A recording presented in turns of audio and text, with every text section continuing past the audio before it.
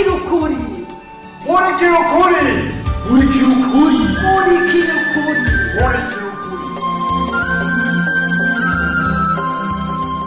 Ubuheruka muri MURIKIRA. Atagapfuye ntagakira. Ndashimiye agasho wahoramo kabisa. Ushimira agasho canke ushimira jewe mugabo wawe ko nagarutse ndi muzima. Nta wewe. Urumva? Nta wewe. Ivyo nivyo uri kurigirisha ndabizi.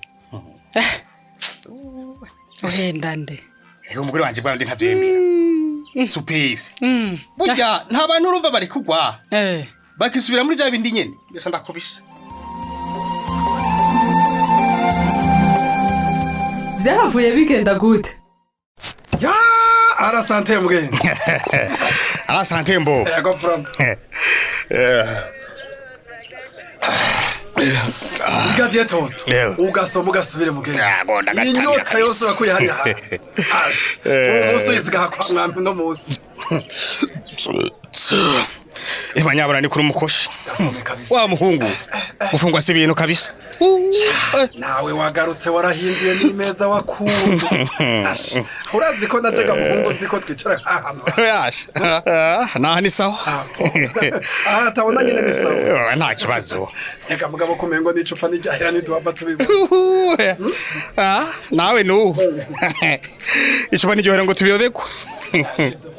Ega mbombo. We nubona ko nakiva mu nzu kubera amaso y'abantu. Ivyo toto nivyo wisitse. Beshi ngahi rusangi. Bifite ibindi bibazo byo mu mutwe. Nta numwe kunizwa. Mbombo. Ugira umbwire ko hajya ku biro. Hari abantu batamvuga ko nahagaritswe mu kazi. Uviriza rero toto ndakubwiye. Baje ntacyo nibaza ko abantu bavuga. Hacu zimarira mwisho wanje. Niko utabuza kuvuga.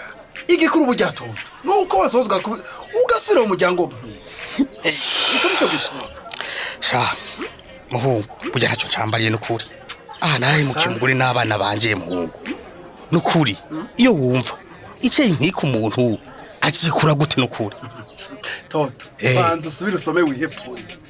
Kadakamwe n'ukuri nuko watahuye ko wajaye ku bantu. Muga muhungu, tubisubiyemo ugiye gukora iki? Muhungu, nkiri mu gasho. Burya navyiyumviriye ko. Ariko rero isho ndiko ndiyumvira muri no mizi ngumva ndabingi nohoza space wanje sinda kuno garura ubutunzi bw'umuryango nari nasesaguye ahuri ni wumva programa niyo nukuri toto gerageza ubesero ko wijonja n'ijambo mu kwawe mu ibisigaye byose toto ndakura ibitazikora ntibizikora mugenzi ndabona ko ntegezo gushiramo ingufu nyinshi gusa uko ndavyibaza Ego, ega mbombo, supezi ntanyemera. Nukuri akaba yemera ko nahindutse. Ndita ku rutare, mbere n'udukorwa two mu nzu nka tumufashe. Ariko rero, burya we aguma yibaza ko ndiko ndamwihishako. Umviriza to, ivyo biha umwanya, je ndabizi neza n'ibitasura kugura. Supezi zotabone ko wahindutse vya vrai. Cyukuri. Ireka toto kandi, ireka mutahu. Burya igihe uvyaye umwana hanze. Hajya waramusogotoye umutima sindakubesha. Muhungu.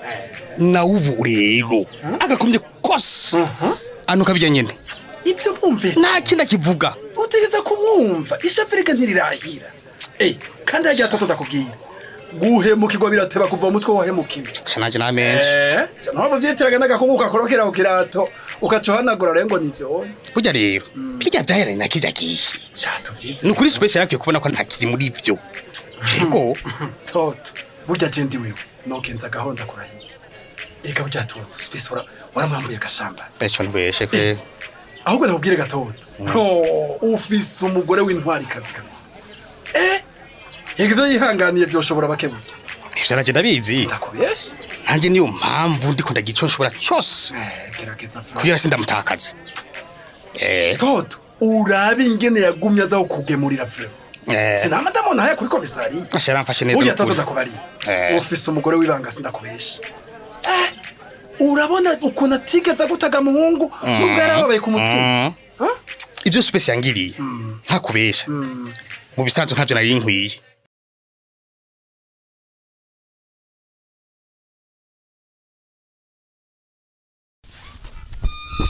Bego. Ureza gupanga ivyo bintu byawe.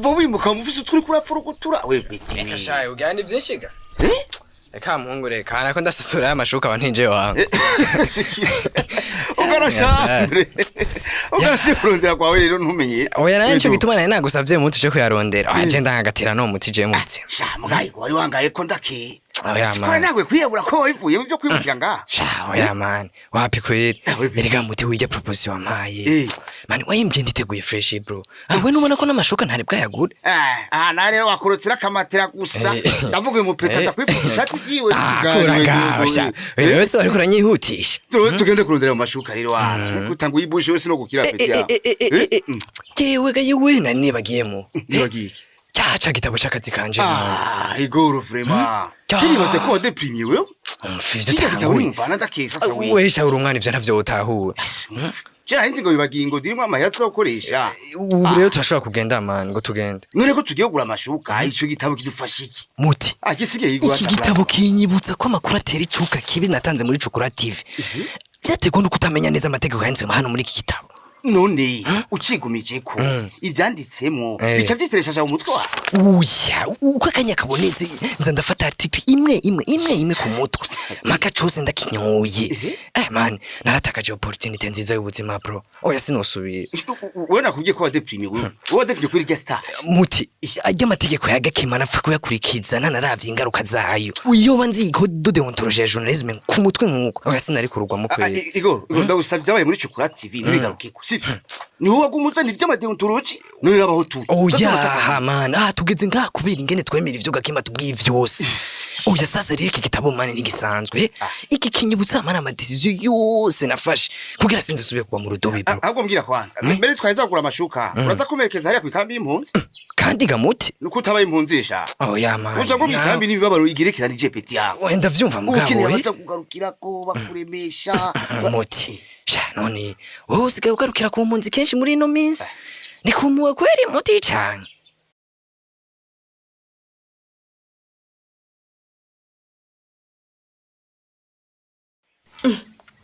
Ego mama, nukuri navyumvise kandi merci. Yo, ahubwo numva umuntu adodora ku muryango. We rero reka ndakureke turasubira. Bisous maman. Bye. Oui. Karibu. Surprise! Chérie, mzania kandi kavin. Akana ko gutotera ibiro shashe ya kan web TV. Oh là là, Gipe, nukuri ushaka kumusatsa. Asha. Yo, chaque jour nkorera kantu nukuri nanje biratera. Nukuri bintera kugukunda gusumba. Nanje shedi. Objectif yaje ni kukugira surprise nyinshi kandi kenshi gashoboka. Ndagowe mara nukuri urukundo ruzava ari umuto. Nzona kwica. Oh nukuri bébé merci beaucoup nukuri. Merci kunkunda, merci d'exister. Ndabambanye menshi. Kanyenyeri kanda wumva. Ewe nukuri rero ukuntu ndakwiyumva mu Gipe. Nukuri ndumva relation yacu vraiment ikwiye kuduga ku yindi level. Ukuvuga iki exactement? Shaka nje kugupresenta mama. Genre bibe officiel nyene akabimenya nyene ko afise umukwe umva gute. Umukwe nyene? Yego nukuri niyo kado ya mbere nziza no wampaye mama. Nukuri kuko we washaka ko mbona ndi heureuse et surtout mfise umukundi.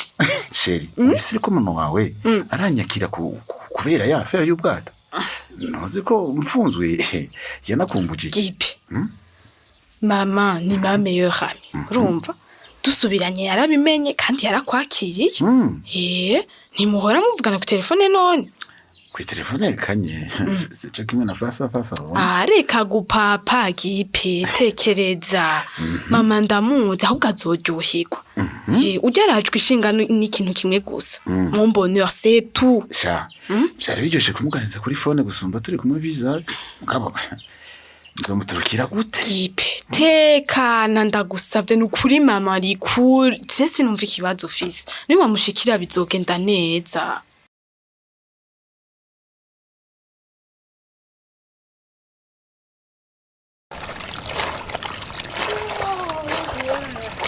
Kabibi, wafashe amazi yose yamesuza nguo zako. Sasa Ushaka nambare muzi itameshe? Mie kabibi? Hapana. None nikesha iki? Hatutakula. Bora nikoze chakula hivyo ni vyako. Hako nambara buchafu wallahi. Sasa kabibi, emera ko ubuzima bwahindutse. Atanjo. Maisha ya refugee ni izindi priorite ma chérie. Uremera kubaho mu buzima bugoye. Nora, niachi. Ubuzima bugora, butagora, siwezi vanguza buchafu. Unasikia? Jameni. Ndaraye ubusa kwera impuzu za kabibi. Basi reka nsome hizi message. Ningekuwa kwetu, oye. Ningekuwa kwetu nyumbani, ningemlilia mama. Mapenzi kizunguzungu. Kabibi drapa. Akatika kumesa. Ngoe kwanza. Ndakufitia inguru. Ni vitu gani Nora? Ko ushushe, ni vitu gani? Soma hii message, soma. Soma kwanza ndio utajua. Vite Nora. Vya bindi na gutuma ko utampaye inyishu. Wala mubwiye kabibi. Uyu ni nani? Ewe. Uni tipe sha yitwa Muti. Si unaona jina hapo? Alikupenda tena sana. Yofa. Yana numye nikwambie tena kupenda sana. Nora, wala ndandaje? Abandi bana. Ni wa wapi? Muti. Ni umujene wa hapa Rusangi. Mie kabibi? Naanza. Nitore buchafu hapo. Na munyarusangi jewe twakundana? Sasa? Aba bajene ba huku abana freshere na elegance bafise abajui hata kusape na numwe yonshitura nga wote ni wa masikini popo. Sasa wewe imbere yo kuvuga huko uliwapima wote? Ushafanya ankete? Nabiyuwa kwa ba pauvre na tena wachafu. Ushafanya ankete? Sasa wewe uko bugoyene wa vrai au? Kubera iki wama uvugira warusangie hivyo? Mimi bugoyene wa vrai tena niko fier. Lakini hata kama uko wa kwetu sinokreka ngo uvuge fo abandi hivyo tu. Unakuwa uko na maprejuge. Hakuna maprejuge hapo, ni ukweli. Aba batipe bino barachafuye. Mungu wangu, jisi banasarisha. Jeni baza ko batazi no kudraga bien. Afu eti sasa Muti tamwambia nini?